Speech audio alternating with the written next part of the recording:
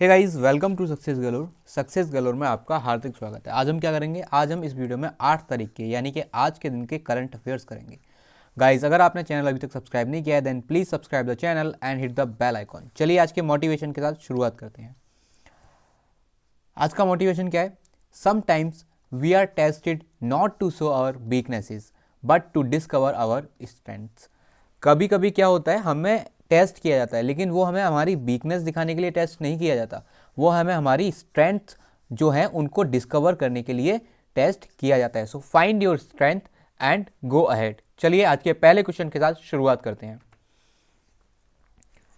आकाशवाणी संगीत सम्मेलन रीनेम कर दिया गया है, यानी कि आकाशवाणी संगीत सम्मेलन का नाम बदल दिया गया है। निम्नलिखित में से अब उसका नाम क्या कर दिया गया है? भारत रत्न पंडित भीमसेन जोशी आकाशवाणी संगीत सम्मेलन, या फिर भारत रत्न सर्वपल्ली राधाकृष्णन आकाशवाणी संगीत सम्मेलन, या फिर भारत रत्न जाकिर हुसैन आकाशवाणी संगीत सम्मेलन, या फिर भारत रत्न इंदिरा गांधी आकाशवाणी संगीत सम्मेलन। So right answer is option number A, Bharat Ratna Pandit Bhimsen Joshi Akashvani सम्मेलन। चलिए इसके बारे में जानते हैं। और ये जो बाकी 3 नाम है ये भी भारत रत्न प्राप्त कर चुके हैं। ये है प्रकाश जावड़ेकर जी, जिन्होंने ये घोषणा की है कि आकाशवाणी संगीत सम्मेलन जो है उसको अब क्या कर दिया जाएगा, अब उसे बुलाया जाएगा भारत रत्न पंडित भीमसेन जोशी आकाशवाणी संगीत सम्मेलन। आप इससे एक बार गो थ्रू कीजिएगा। चलिए आगे चलते हैं। Which of the following state has become second state to complete the power sector reform? निम्नलिखित में से कौन सा राज्य पावर सेक्टर सुधारों को पूरा करने वाला दूसरा राज्य बन गया है? उत्तर प्रदेश, तमिलनाडु, आंध्र प्रदेश या फिर Madhya Pradesh? So guys correct answer है इसका आंध्र प्रदेश। आंध्र प्रदेश सेकंड स्टेट बन गया है। तो आपको मुझे बताना है फर्स्ट स्टेट कौन सा है, और आपको मैं एक हिंट भी देता हूं कि वो इन्हीं 3 में से कोई एक स्टेट है। चलिए इसके बारे में जान लेते हैं। गाइज अगर हम इन स्टेट्स की बात कर रहे हैं तो इनके चीफ मिनिस्टर, गवर्नर और कैपिटल के बारे में भी ओवरव्यू ले लेते हैं, एक बार क्विक ओवरव्यू।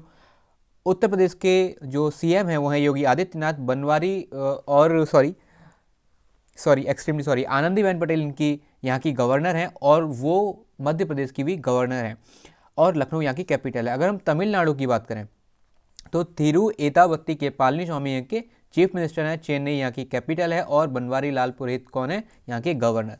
अगर हम आंध्र प्रदेश की बात करें तो आंध्र प्रदेश के जो सीएम है वो है वाईएस जगनमोहन रेड्डी, विश्वभूषण हरिचंदन यहाँ के गवर्नर हैं।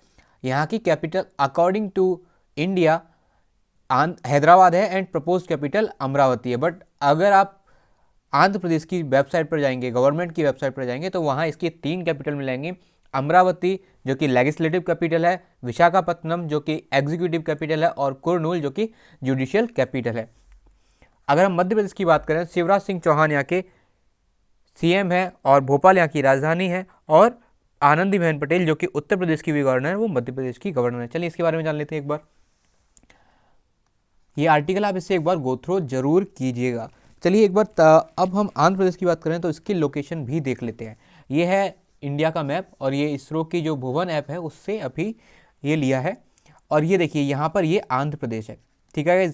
और मैंने अभी जितने भी मैप हैं वो कोशिश करूँगा ब्लैंक ही देने की, जिससे कि आप अपने आप उसको बनाकर उसमें स्टेट्स को अपने आप जानने की कोशिश करें कि कौन सी स्टेट कहाँ पर है, ठीक है। यहाँ पर ये आंध्र प्रदेश है। चलिए आगे चलते हैं। Recently which state's high court celebrated its diamond jubilee? हाल ही में किस राज्य के उच्च न्यायालय ने अपनी डायमंड जुबली मनाई है? राजस्थान, गुजरात, पंजाब या फिर हरियाणा? सो करेक्ट आंसर है इसका गुजरात। गुजरात के जो हाई कोर्ट है उसने अपनी डायमंड जुबली अभी सेलिब्रेट की है। अब हम इन स्टेट्स की बात करें तो एक क्विक ओवरव्यू ले लेते हैं यहाँ के चीफ मिनिस्टर, गवर्नर और राजधानी का। अगर हम राजस्थान की बात करें, जयपुर यहाँ की राजधानी है, अशोक गहलोत यहाँ के चीफ मिनिस्टर हैं, और कैलाश मिश्र कौन है? कलराज मिश्र कौन है? यहाँ के गवर्नर, ठीक है। अगर हम गुजरात की बात करें, विजय भाई रूपानी यहाँ के चीफ मिनिस्टर हैं, आचार्य देवव्रत यहाँ के गवर्नर हैं, और गांधीनगर यहाँ की कैपिटल है। अगर हम पंजाब की बात करें, कैप्टन अमरिंदर सिंह यहाँ के चीफ मिनिस्टर हैं, और पंजाब की और हरियाणा की कैपिटल दोनों क्या है? चंडीगढ़। हमेशा याद रखना, पंजाब और हरियाणा की कैपिटल चंडीगढ़ है, और बीपी सिंह बंदौर पंजाब के गवर्नर हैं। अगर हम हरियाणा की बात करें, कैपिटल यहाँ की चंडीगढ़ है, मनोहर लाल खट्टर यहाँ के चीफ मिनिस्टर हैं, और सत्यादियो नारायण आर्य यहाँ के गवर्नर हैं। चलिए इसके बारे में देख लेते हैं एक बार। ये इसके बारे में ब्रीफ है, आप इससे गो थ्रू कीजिएगा। अब गाइज आई थिंक गुजरात तो आपको पता ही होगा, ये गुजरात है, यहाँ पाकिस्तान के साथ बॉर्डर भी इसका लगता है। चलिए आगे चलते हैं। In which state India's first thunderstorm research test bed will be built? किस राज्य में भारत का पहला तूफान अनुसंधान परीक्षण मंच बनाया जाएगा? उत्तराखंड, ओडिशा, तेलंगाना या फिर मेघालय? सो करेक्ट आंसर है इसका ओडिशा। ओडिशा में अभी ये पहला तूफान अनुसंधान केंद्र बनाया जाएगा, ठीक है। और अगर हम उड़ीसा की बात कर रहे हैं तो उड़ीसा में कहाँ बनाया जाएगा? बालासुर में ये बनाया जाएगा। उत्तराखंड के बारे में एक बार क्विक ओवरव्यू ले लेते हैं। जैसे कि कल उत्तराखंड में ग्लेशियर के फटने से भयंकर बाढ़ आई है, जिसके कारण काफ़ी नुकसान हुआ है। उत्तराखंड के अगर हम सीएम की बात करें, त्रिवेंद्र सिंह रावत यहाँ के सीएम है, बेबी रानी मौर्य यहाँ की गवर्नर है। और जो यहाँ की कैपिटल है, यहाँ की दो कैपिटल है, एक देहरादून जो कि विंटर कैपिटल है और गैरसैंण यहाँ की समर कैपिटल है। अगर हम उड़ीसा की बात करें तो भुवनेश्वर यहाँ की कैपिटल है, उड़ीसा की भुवनेश्वर कैपिटल है। नवीन पटनायक यहाँ के चीफ मिनिस्टर हैं और प्रोफेसर गणेशी लाल यहाँ के गवर्नर हैं। अगर हम तेलंगाना की बात करें तो तेलंगाना के जो चीफ मिनिस्टर हैं वो हैं के चंद्रशेखर राव। हैदराबाद यहाँ की कैपिटल है और डॉक्टर तमिलिसाई सौंदरराजन यहाँ के गवर्नर हैं। अगर हम मेघालय की बात करें तो मेघालय की जो कैपिटल है वो है शिलोंग। कॉर्नाड कोंगकाल सांगवा यहाँ के चीफ मिनिस्टर हैं और सत्यपाल मलिक यहाँ के गवर्नर हैं। चलिए इसके बारे में एक ओवरव्यू लेते हैं। ये द हिंदू का आर्टिकल है, आप इससे गो थ्रू जरूर कीजिएगा। चलिए अब उड़ीसा को एक बार भारत के मैप पर देख लेते हैं। ये देखिए, ये जो स्टेट है ये है उड़ीसा, ठीक है। चलिए, ये अगर हम इंटरनेट यूज करते हैं तो हमें पता होना चाहिए इस क्वेश्चन का answer. Safer internet day will be observed on, सुरक्षित इंटरनेट दिवस किस दिन मनाया जाता है, या फिर किस दिन मनाया जाता है हर साल? 6 फरवरी, 7 फरवरी, 8 फरवरी या फिर 9 फरवरी? सो करेक्ट आंसर है कल के दिन इसको मनाया जाता है हर साल, यानी कि 9 फरवरी को मनाया जाता है सेफर इंटरनेट डे। ये उसके बारे में ब्रीफ है, आप इससे गो थ्रू कीजिए। चलिए, recently who among the following has been appointed as national security advisory board? हाल ही में निम्नलिखित में से किसे राष्ट्रीय सुरक्षा सलाहकार बोर्ड में नियुक्त किया गया है? श्रीधर बेम्बू, अजीत डोभाल, एस जयशंकर या फिर के शिवान? सो इसका करेक्ट आंसर है option number A, Sridhar Vembu, जो कि जोहो के फाउंडर हैं। अजीत डोभाल तो ऑलरेडी नेशनल सिक्योरिटी एडवाइजर हैं। एस जयशंकर कौन है? फॉरेन मिनिस्टर हैं। और के शिवान इसरो के चेयरमैन हैं। अजीत डोभाल जी नेशनल सिक्योरिटी एडवाइजर होने से पहले आईपीएस थे, और एस जयशंकर कौन थे? आईएफएस, ठीक है। चलिए इनके बारे में जान लेते हैं। ये हैं श्रीधर बेम्बू जी, और इसके बाद इनके बारे में ये ब्रीफ है, आप इससे एक बार गो थ्रू जरूर कीजिएगा। ये यहाँ पर हिमाचल प्रदेश गलत है। सो राइट आंसर क्या है इसका? Option number A, Sridhar Vembu. चलिए आगे चलते हैं। Where was the first heliport of Assam inaugurated recently? हाल ही में असम के पहले हेलीपोर्ट का उद्घाटन कहाँ किया गया है? मजुली, सिलचर, डिब्रूगढ़ या फिर जोरहाट? तो इसका करेक्ट आंसर है मजुली, जो कि पूरे विश्व का पहला इंडिया का पहला ये द्वीप है, डिस्ट्रिक्ट है, ठीक है। और हाँ, इंडिया का पहला ये रिवर आइलैंड है और दुनिया का सबसे बड़ा रिवर आइलैंड है। चलिए इसके बारे में और देख लेते हैं।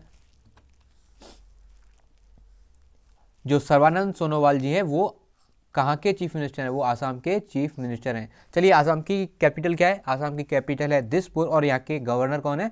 प्रोफेसर गणेशी लाल। ये इसके बारे में ब्रीफ है, आप इससे एक बार गो थ्रू जरूर कीजिएगा। चलिए, सबसे इंपॉर्टेंट यहाँ पर क्या है? जो ये मजुली आइलैंड है ये सबसे इंपॉर्टेंट है। चलिए आगे चलते हैं। अब आसाम कहाँ पर है भारत के नक्शे में? तो ये आसाम है, ये देखिए यहाँ पर ये आसाम है, ठीक है। चलिए, ये बहुत इंपॉर्टेंट क्वेश्चन है। India's first wetland conservation centre to be set up in, भारत का पहला वेटलैंड संरक्षण केंद्र कहाँ स्थापित किया जाएगा? दिल्ली, चेन्नई, लद्दाख या फिर कोलकाता? सो करेक्ट आंसर इसका क्या है, चेन्नई में इसे स्थापित किया जाएगा। अगर हम वेटलैंड की बात कर रहे हैं तो भारत में, जैसा कि मैंने आपसे पहले पूछा था, कितनी रामसर साइट्स हैं, यानी कि ये जो वेटलैंड साइट्स हैं जिनको कि हम रामसर साइट बोलते हैं, क्योंकि रामसर एक कन्वेंशन हुआ था वेटलैंड कंजर्वेशन के ऊपर ईरान के शहर रामसर में, इसलिए उसका नाम क्या कर दिया है, रामसर साइट्स। तो इंडिया में 42 रामसर साइट्स हैं। चलिए इसके बारे में देख लेते हैं एक बार।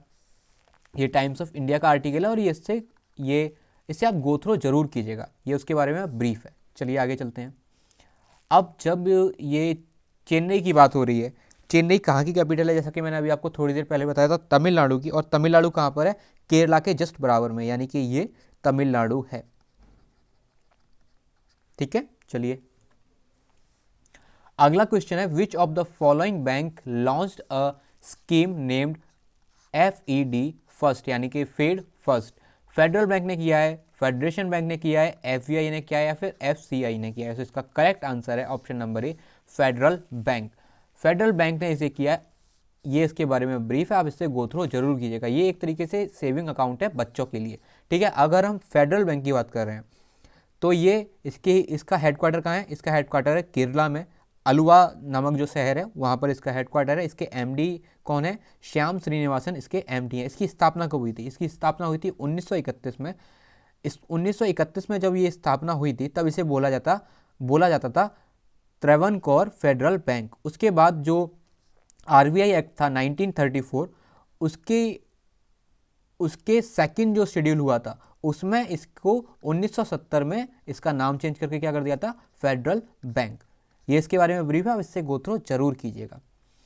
अगला क्वेश्चन है, who will become the CEO of Amazon. Amazon का CEO कौन बनेगा, जेफ बेजोस, या फिर एंडी जेसी, या फिर इलन मस्क, या फिर जैक डोरसी। सो इसका करेक्ट आंसर है option number B, Andy Jassy अक्टूबर के बाद क्या बन जाएंगे, अमेजॉन के CEO। जेफ बेजोस की वो जगह ले लेंगे। इलन मस्क किसके CEO हैं, टेस्ला के।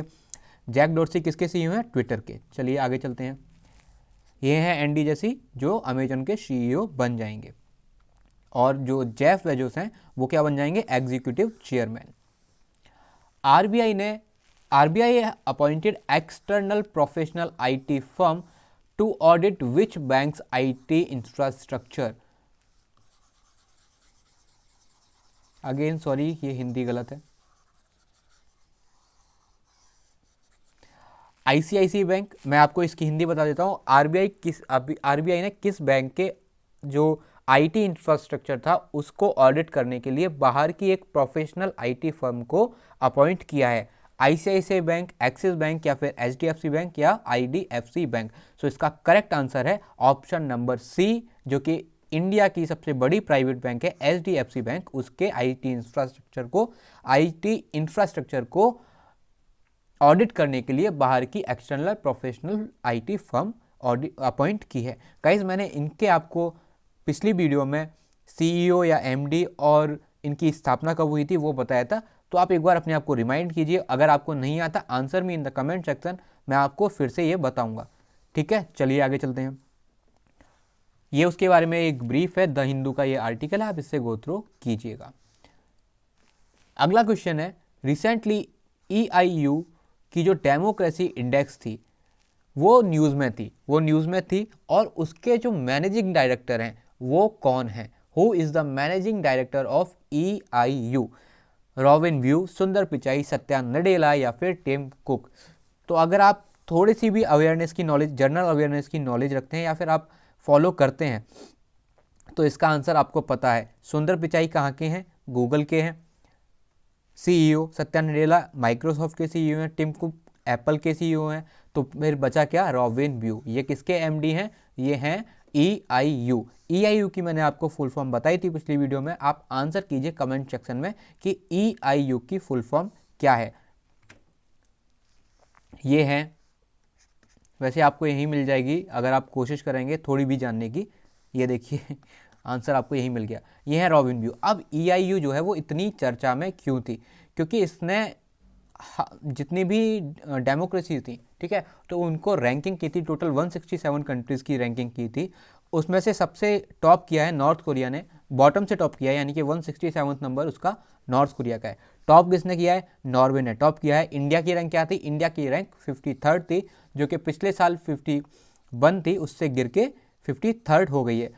अब आप मुझे बताएंगे कि 2019 में इंडिया की रैंक क्या थी, या फिर 2019 छोड़िए 2014 का ही बता दीजिए। जब से नरेंद्र मोदी सरकार आई है तब से इंडिया की रैंक कम हुई है या बढ़ी है? आप आंसर कीजिए इन द कमेंट सेक्शन। ये मैं आपको बता चुका हूँ। चलिए आगे चलते हैं। So guys, this is the end of this video. अगर आपको ये वीडियो अच्छी लगी हो, इन्फॉर्मेटिव लगी हो, then please like the video and share the video. और अगर आपने चैनल अभी तक सब्सक्राइब नहीं किया है, then please subscribe the channel and hit the bell icon. चलिए bye bye, take care, God bless you all.